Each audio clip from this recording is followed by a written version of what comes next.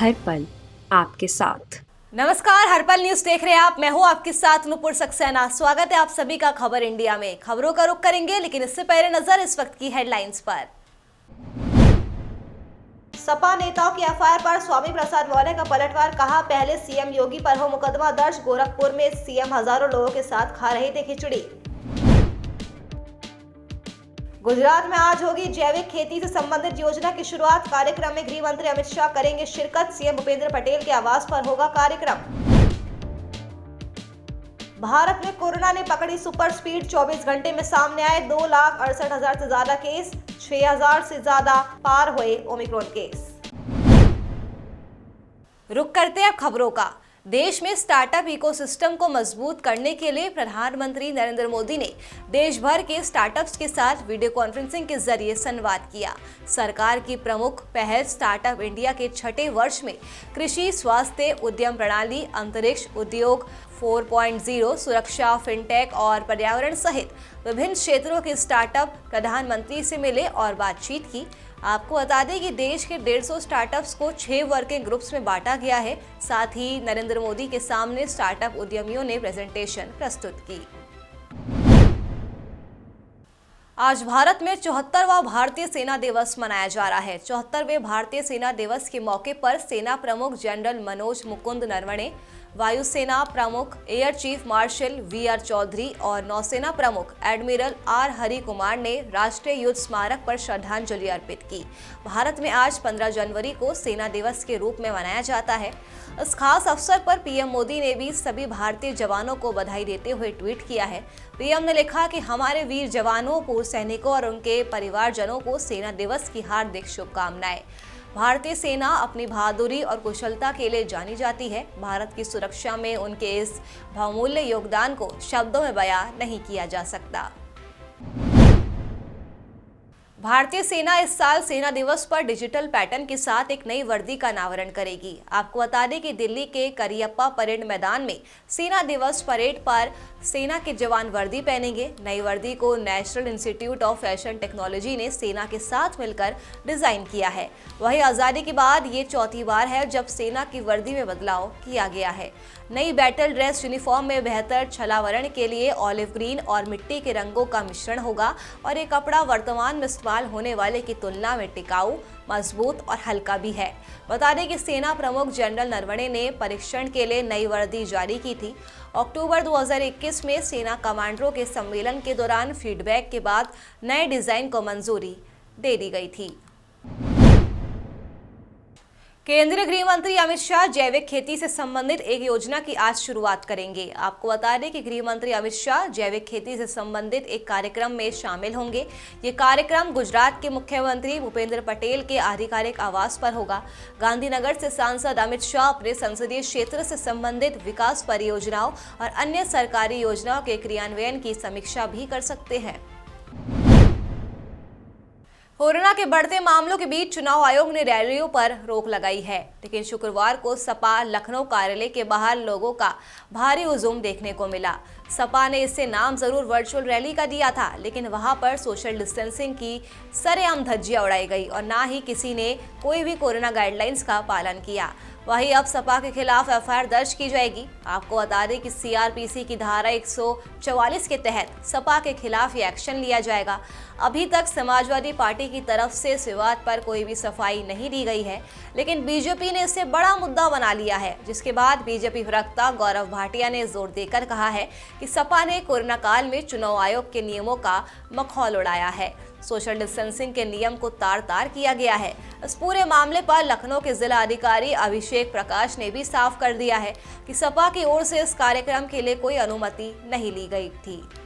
देखिए, इसमें आदर्श आचार संहिता का उल्लंघन और कोविड-19 के नियमों का उल्लंघन इसमें जो परिलक्षित हुआ है, उसके अंतर्गत सुसंगत धाराओं में मुकदमा दर्ज किया गया है और इसकी ज्यादा डिटेल्स आप यहाँ से ले सकते हैं। कितने लोगों से खिलाफ हुआ है दर्ज? ये आप पूरी की पूरी डिटेल्स प्राप्त कर सकते हैं। मैंने आपको जो मुख्य बिंदु थे वो बता दिए। सर, धन्यवाद। समाजवादी पार्टी में से सर जो चल रहा था, जिस तरीके से लोग मौजूद थे, तो क्या जैसे वहाँ के जो विधायक हैं या वहाँ के जो राष्ट्रीय नेता हैं, क्या उनके खिलाफ भी कोई एफआईआर दर्ज की गई है?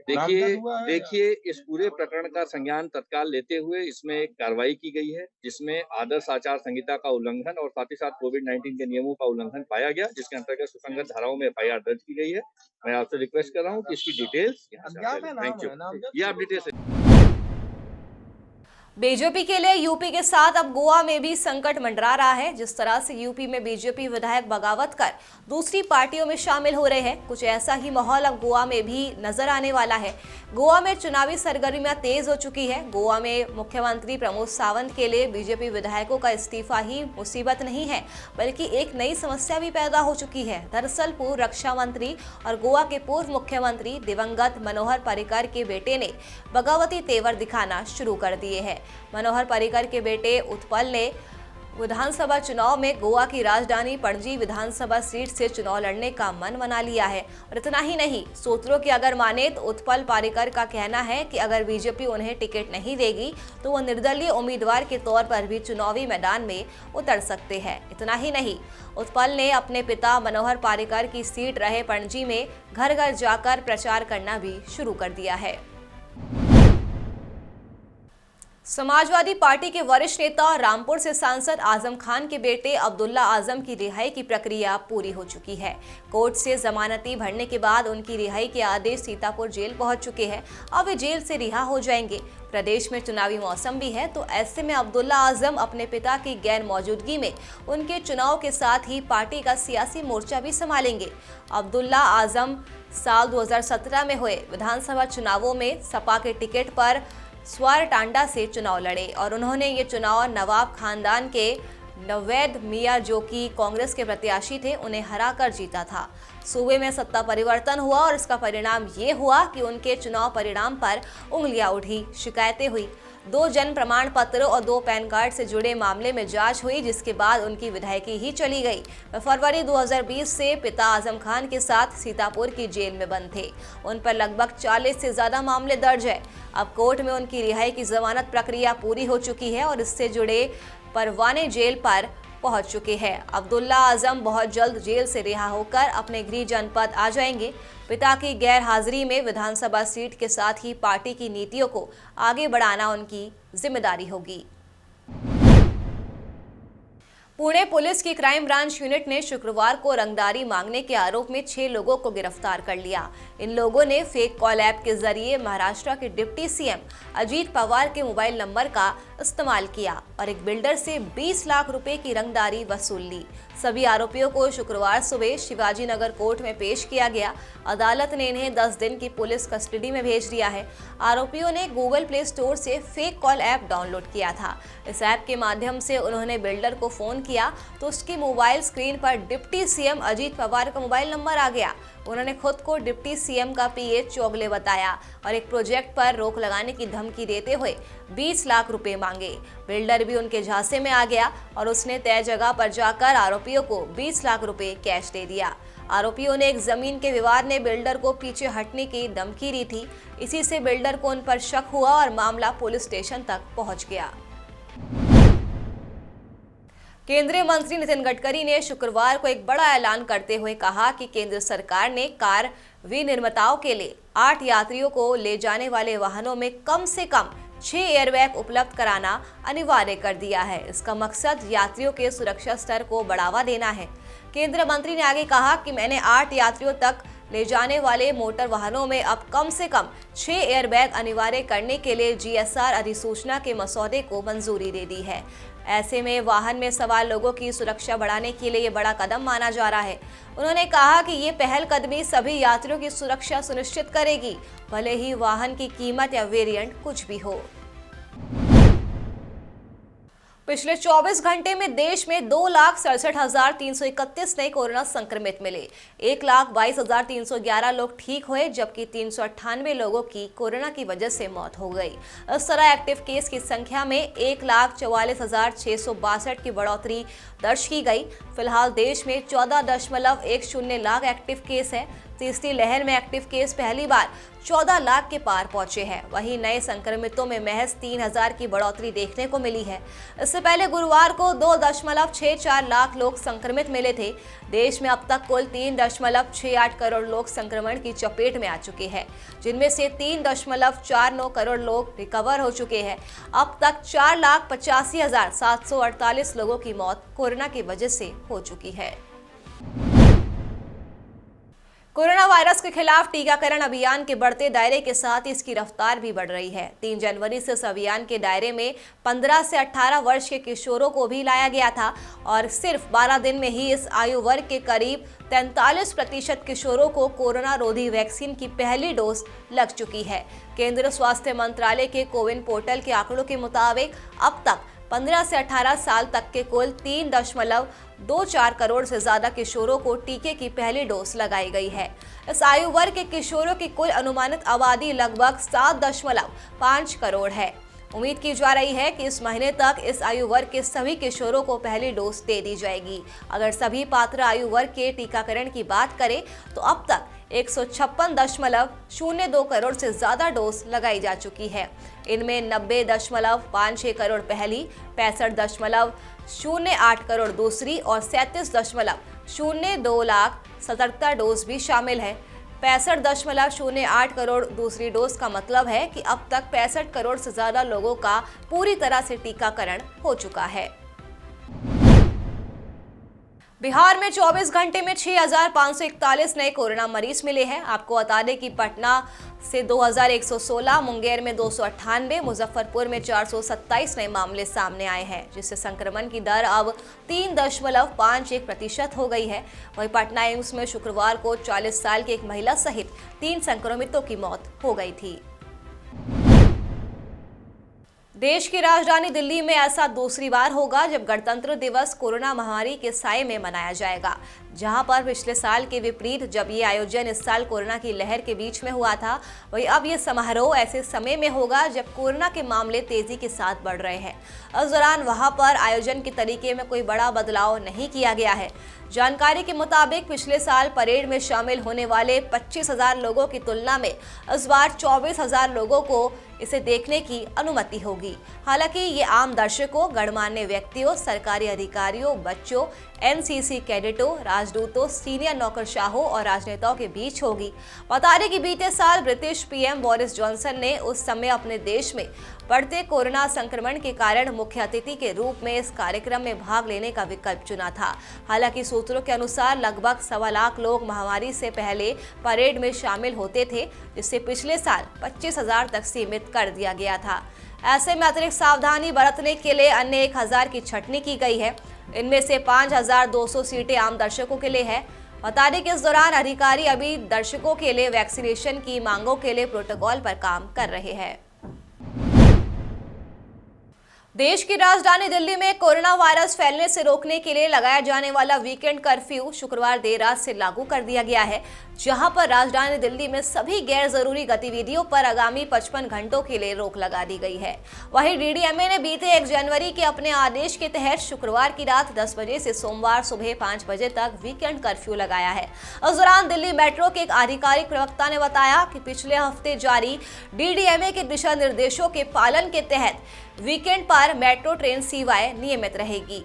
ऐसे में कर्फ्यू के दौरान मेट्रो सेवाएं और सार्वजनिक परिवहन बसें पूरी सीट क्षमता के साथ चलेगी, लेकिन खड़े होकर यात्रा की अनुमति नहीं होगी। डीडीएमए की तरफ से आवश्यक सेवाओं के लिए पिछले हफ्ते जारी किए गए ई पास कर्फ्यू के दौरान मान्य होंगे। ऐसे में वीकेंड कर्फ्यू के दौरान किराना, सब्जी और फल, दवाएं, दूध समेत अन्य जरूरी वस्तुओं और सेवाओं के कारोबार करने वालों को छोड़कर सभी बाजार वीकेंड कर्फ्यू के दौरान पूरी तरह से बंद रहेंगे। देश में कोरोना संक्रमण की रफ्तार ने केंद्र और राज्य सरकारों को परेशानी में डालकर रख दिया है। बता दें कि कोरोना के चलते जम्मू कश्मीर सरकार ने पूरे राज्य में वीकेंड के दौरान गैर जरूरी आवाजाही पर पूरी तरह से रोक लगाने का आदेश दिया है। साथ ही साथ वीकेंड में लॉकडाउन रहेगा। देश में इस रफ्तार को देखकर एक्सपर्ट यही इशारा दे रहे हैं कि तीसरी लहर धीरे धीरे नहीं बल्कि तेजी से अपने पीक पर पहुंच रही है। पिछले 24 घंटे में देश में 2,64,000 से ज्यादा नए मरीज मिले हैं, जबकि बीते दिन एक दिन में ही 219 लोगों की मौत हो गई। फिलहाल देश में कोरोना संक्रमित कुल एक्टिव मरीजों की संख्या 12,72,000 से ज्यादा हो चुकी है। पिछले 24 घंटे में ही 1,54,000 से ज्यादा एक्टिव केस बढ़े हैं।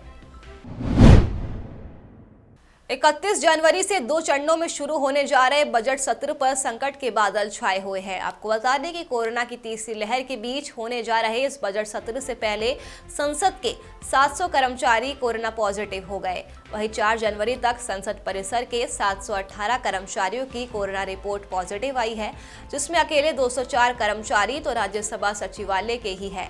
बाकी कर्मचारी भी संसद से ही जुड़े हुए हैं। इस बीच विशेषज्ञों का कहना है कि जब से संसद सत्र शुरू होगा, कोरोना की तीसरी लहर अपने पीक पर होगी।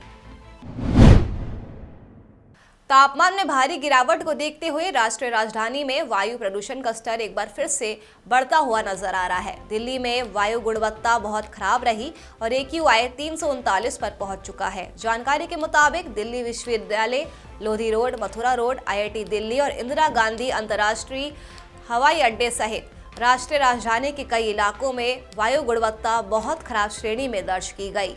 साथ ही AQI 339 के पार रहा। दुनिया भर में रोज संक्रमण के लाखों मामले फिर सामने आने के बाद कई देशों ने कोविड-19 रोधी टीकाकरण तेज कर दिया है। वहीं ब्राजील में तो राष्ट्रपति की आपत्तियों के बावजूद बच्चों के टीकाकरण को मंजूरी दे दी गई। शुक्रवार से ब्राजील में 5 से 11 साल तक के बच्चों को टीके देने की शुरुआत हो चुकी है। आपको बता दें कि साओ पाउलो के एक अस्पताल में राज्य के गवर्नर जियोजी डोरिया की मौजूदगी में बच्चों का टीकाकरण शुरू हो चुका है। पाकिस्तान के उत्तरी हिस्से में शुक्रवार रात 5.6 तीव्रता का भूकंप का झटका महसूस किया गया। पाकिस्तान के मौसम विज्ञान विभाग के अनुसार फिलहाल किसी के हताहत होने की सूचना नहीं है। मौसम विभाग के अनुसार देश में आए 5.6 तीव्रता के भूकंप का केंद्र अफगानिस्तान ताजिकिस्तान सीमावर्ती क्षेत्र में 100 किलोमीटर की गहराई में था। भूकंप का झटका पेशावर, मानशेरा, बालाकोट और चारसादा सहित खैबर पख्तूनख्वा के कई शहरों में महसूस किया गया। भूकंप का झटका उत्तर में गिलगिट बाल्टिस्तान क्षेत्र में भी महसूस किया गया। जानकारी के अनुसार फिलहाल कहीं से भी जान माल के नुकसान की खबर सामने नहीं आई है।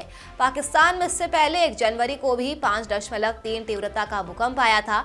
ये झटके प्रांत की राजधानी पेशावर में महसूस किए गए, जिससे यहाँ पर रहने वाले लोगों में दहशत पैदा हो गई। पाकिस्तान मौसम विज्ञान विभाग के अनुसार भूकंप अफगानिस्तान ताजिकिस्तान सीमा पर शाम करीब 6:15 बजे आया था। दुनिया के नंबर 1 टेनिस खिलाड़ी नोवाक जोकोविच को ऑस्ट्रेलिया में दूसरी बार हिरासत में लिया गया है। ऑस्ट्रेलिया सरकार ने दूसरी बार उनका वीजा रद्द किया था। इसके खिलाफ जोकोविच ने ऑस्ट्रेलियाई कोर्ट में अपील की थी और अब सुनवाई से पहले उन्हें फिर से हिरासत में ले लिया गया है। अब ऑस्ट्रेलियाई कोर्ट ये तय करेगी कि जोकोविच कोरोना का टीका लगवाए बिना ऑस्ट्रेलिया में रह सकते हैं या नहीं। इससे पहले ऑस्ट्रेलियाई आव्रजन मंत्री एलेक्स हॉक ने दूसरी बार नोवाक का वीजा रद्द करते हुए कहा था कि उन्होंने जनहित में एक कदम उठाया है। बता दें कि ऑस्ट्रेलियन ओपन में मुख्य दौर की शुरुआत 17 जनवरी से हो रही है। इसमें भाग लेने के लिए जोकोविच को सोमवार तक टूर्नामेंट के साथ जुड़ना होगा। नोवाक अगर कोर्ट में ये केस हार जाते हैं तो उनका वीजा तो रद्द होगा ही और अगले 3 साल के लिए उनका ऑस्ट्रेलिया का वीजा प्रतिबंधित किया जा सकता है। राष्ट्रीय राजधानी दिल्ली, उत्तर प्रदेश, हरियाणा, पंजाब, मध्य प्रदेश, उत्तराखंड समेत उत्तर भारत में जनवरी की ठंड अपना रंग दिखा रही है। बता दें कि मौसम विभाग के अनुसार आज उत्तर भारत के कई राज्यों में शीतलहर की स्थिति बनी रहेगी और घना कोहरा भी छाया रहेगा, जिसके चलते देश के उत्तर और मध्य भागों में शीतलहर की स्थिति बनी हुई है। दिल्ली में आज का न्यूनतम तापमान 6 डिग्री सेल्सियस रह सकता है, जबकि अधिकतम तापमान 16 डिग्री सेल्सियस रहने की उम्मीद है। चलिए फिलहाल के लिए खबर इंडिया में मेरे साथ बस इतना ही। देश और दुनिया की तमाम खबरों के लिए आप देखते रहिए हर पल न्यूज़। नमस्कार।